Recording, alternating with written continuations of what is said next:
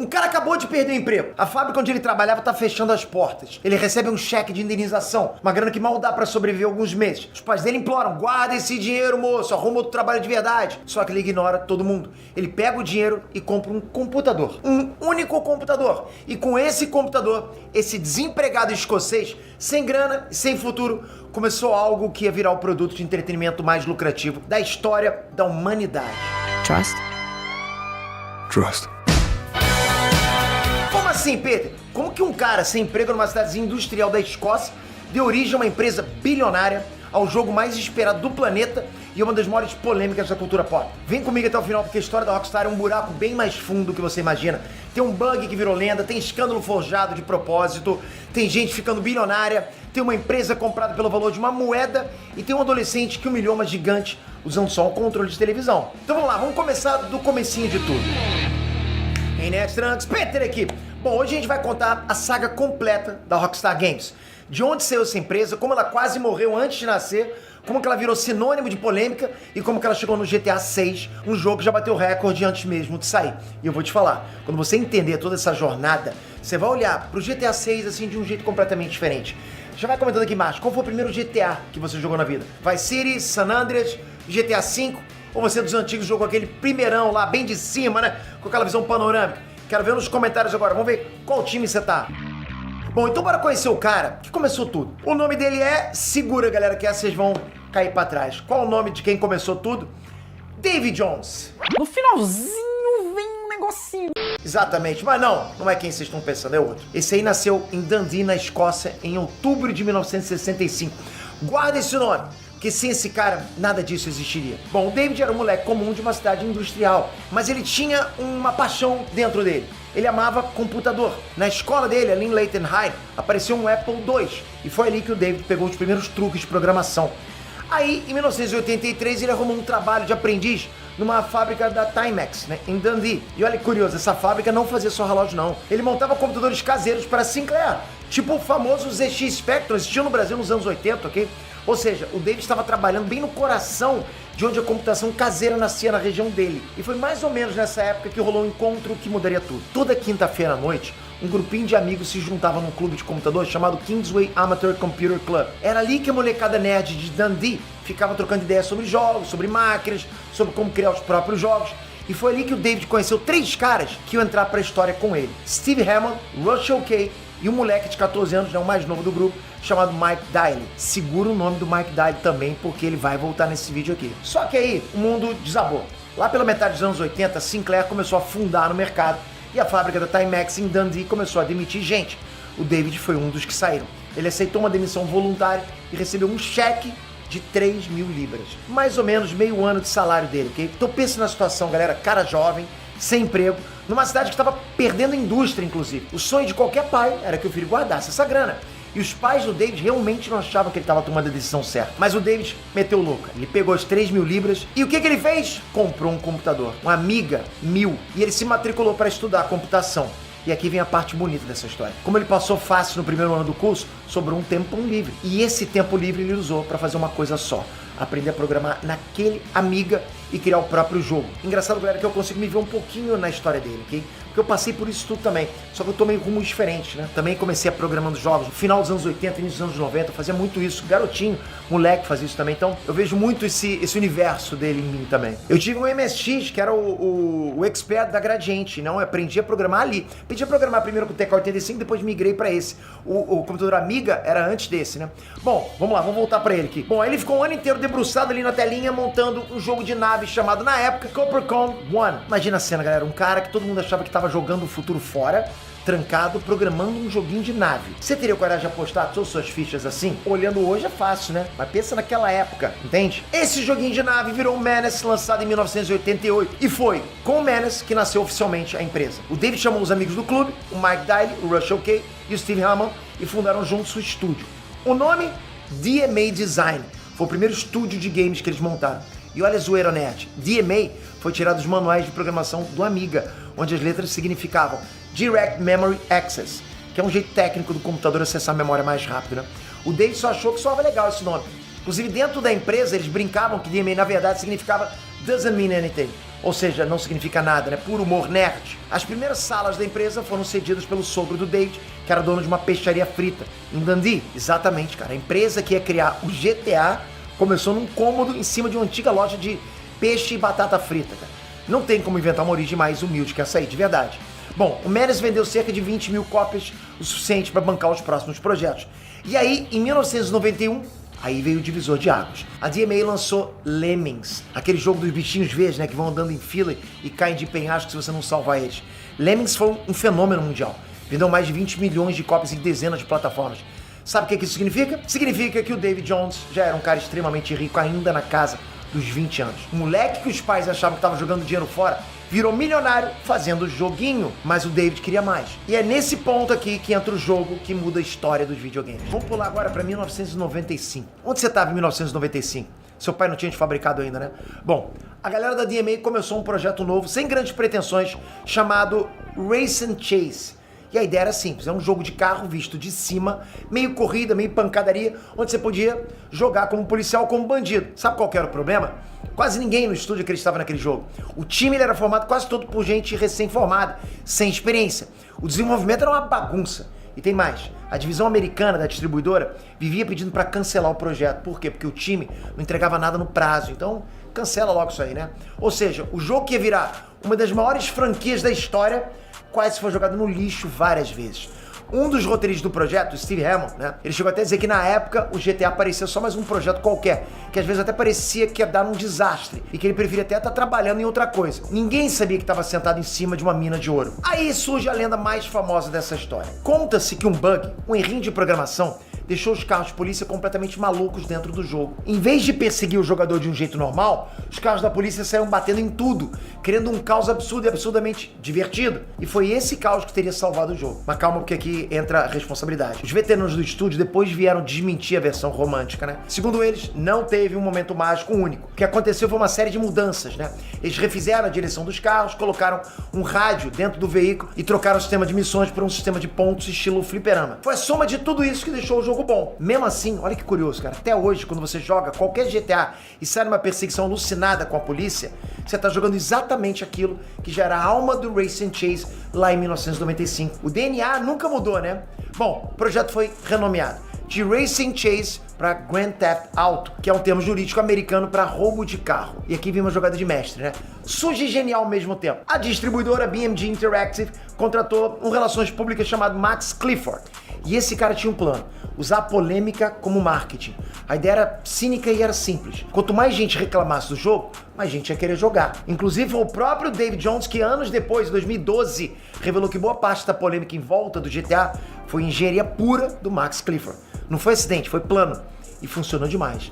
Um membro da Câmara dos Lordes do Reino Unido chegou a fazer um alerta oficial contra o jogo em maio de 1997. Jornais sensacionalistas pediram que o jogo fosse banido do país. E adivinha? Toda essa gritaria virou propaganda grátis. Que jogo absurdo, como é que pode? Você que tem que roubar carro e tal. Todo mundo queria saber o que era isso. Porque pensa comigo, galera, pensem. O escândalo foi parcialmente fabricado. A revolta foi alimentada de propósito. E o público caiu igual patinho comprando o jogo justamente porque diziam que ele era perigoso demais. Aí, em março de 1998, a BMG vendeu toda a divisão interativa dela para uma empresa americana, a Take-Two, por 9 milhões de dólares. E foi essa venda que mudou tudo. Nesse pacote todo, um grupo de funcionários da BMG pegou as malas e foi para Nova York. Entre eles, dois irmãos, Sam Houser e Dan Houser. Junto foram Jamie King, Terry Donovan e Gary Foreman. Esse pessoal foi montar o braço americano de publicação da Take-Two. E a gente precisa falar do Sam Houser, ok? Porque esse cara é o segundo coração dessa história. O Sam Houser era chefe de desenvolvimento na BMG. Bom, um dia, o primeiro protótipo de Grand Theft Auto caiu na mesa dele. E quando meio mundo achava aquele jogo uma bobagem violenta, né? Muita violência e tal, o Sam enxergou outra coisa. Ele enxergou o futuro. Em dezembro de 1998, esse grupo aí rebatizou o braço americano da Take-Two com um nome novo. Um nome que era pra soar rebelde, disruptivo, pra provar que videogame não era só coisa de criança. O nome, Rockstar Games. astro do rock, é o que significa. A ideia era essa mesma, né? Tratar videogame como cultura, tipo música, tipo cinema. E poucos nomes na história combinaram tão bem com a atitude da empresa. Mas tinha um detalhe complicado. A Take-Two não tinha todos os direitos do GTA ainda. E o estúdio original, a DMA Design, ainda estava embolado nessa confusão de compras e vendas, né? Bom, só em setembro de 1999, a Take-Two finalmente comprou a DMA. E eu vou te dar uma informação agora que tu vai bolar. O estúdio criador do GTA foi comprado pelo valor simbólico de 1 libra. 1 libra, PT, eu poderia comprar, poderia. Exatamente, 1 libra, mais a assunção de uma dívida de 12,3 milhões de dólares. Percebe? O berço do jogo mais valioso da indústria trocou de mãos por uma moeda. E o David Jones, o cara que começou tudo com um cheque de indenização, ele saiu da empresa em 1999, depois do GTA 2. Não ficou para ver a explosão bilionária que viria. Foi criar outras coisas, fundou outros estúdios e até hoje é considerado um dos maiores criadores de jogos da história. Mas o bebê que ele criou em cima de uma peixaria seguiu sem ele. A DMA foi absorvida, reorganizada e em 2002 ganhou o nome pelo qual a gente conhece ela até hoje, Rockstar North. E foi justamente em 2002 que o GTA deu o salto que mudou os videogames para sempre.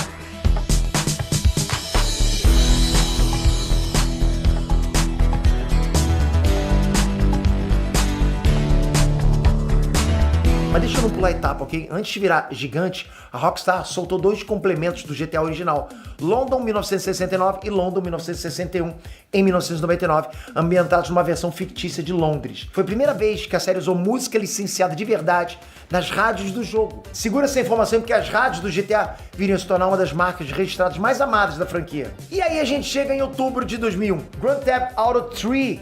Pensa num divisor de águas. O GTA 3 jogou tudo para a terceira dimensão, criou a Liberty City, colocou dublagem de verdade, deu liberdade total para o jogador. Antes, o GTA era visto de cima, tipo um Pac-Man violento, né? Agora você estava dentro daquele mundo, andando pelas ruas, escolhendo o que fazer. Foi o jogo mais vendido da indústria naquele ano. E claro, veio junto a polêmica de sempre, né? O senador americano Joseph Lieberman, ele citou o jogo como exemplo de conteúdo violento demais. E de novo, a polêmica só ajudou a vender mais. Aí veio a sequência de hoje. My money, Tommy!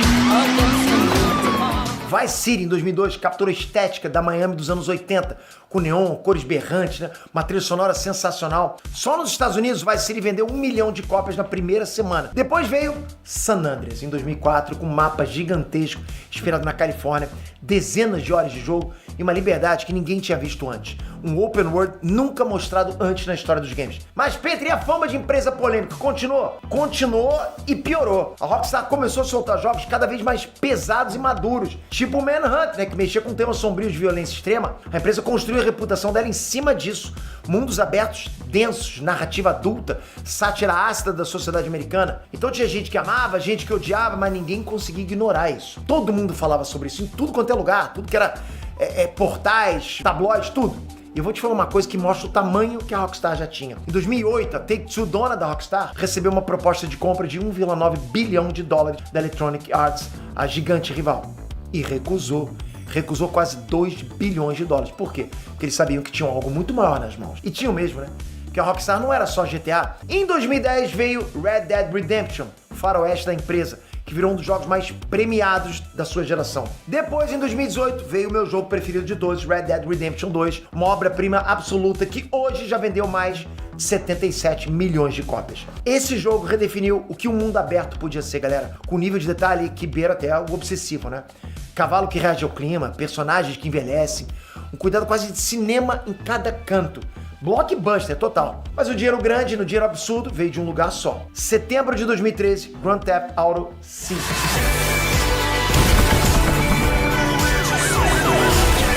Bom, agora acho que sua cabeça vai explodir.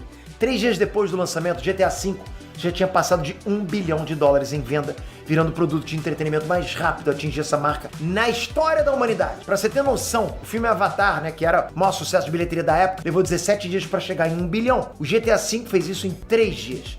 E ele quebrou 7 recordes mundial do Guinness de uma vez só. incluindo o jogo mais vendido em 24 horas e produto de entretenimento com maior receita em 24 horas. E não parou nunca mais. Hoje, o GTA V já vendeu mais de 215 milhões de cópias. É o segundo jogo mais vendido da história, atrás só de Minecraft, olha isso. Alimentado pelo GTA Online, um modo multijogador, o jogo virou uma máquina de fazer dinheiro que roda até hoje, mais de 10 anos depois do lançamento dele. Tem estimativa que o GTA V já faturou mais de 10 bilhões de dólares no total. 10 bilhões de dólares. É o produto de entretenimento mais lucrativo da história, que não foi um filme de cinema, olha isso, né? Galera, a franquia inteira de GTA já passou de 455 milhões de unidades vendidas, sendo uma das maiores da história dos jogos. Óbvio que com esse tamanho toda, a pressão em cima do próximo jogo é gigantesca. E aí entra o GTA 6.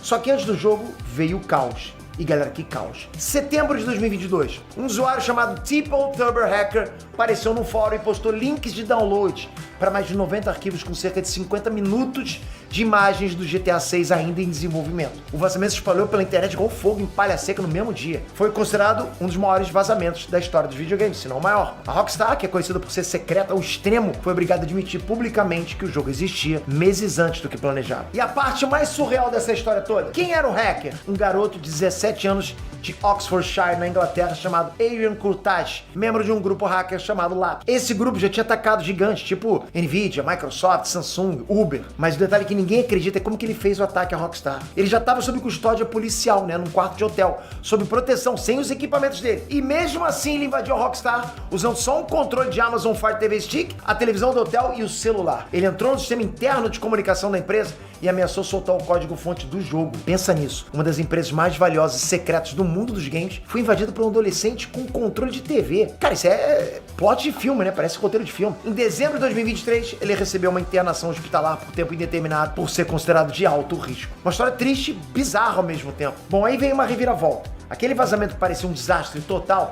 acabou mudando a estratégia da Rockstar. Como o mundo inteiro já tinha visto pedaços do jogo, a empresa foi meio que forçada a controlar a narrativa. Em dezembro de 2023, a Rockstar soltou o primeiro trailer oficial do GTA 6. E galera, ironias e ironias, o trailer também vazou algumas horas antes do horário marcado, então a Rockstar simplesmente lançou mais cedo. E o resultado foi estrondoso. O trailer fez 93 milhões de visualizações no YouTube em 24 horas, batendo o recorde de vídeo não musical mais visto nesse período, nesse range, né? Confirmou o cenário, o estado fictício de Leônida, inspirado na Flórida, com a Vice City inspirada em Miami. E confirmou a dupla de protagonistas, Jason e Lúcia, um casal de criminosos meio estilo ali Bonnie and Clyde, né? Bom, aí veio o trailer 2 em maio de 2025, e esse quebrou tudo.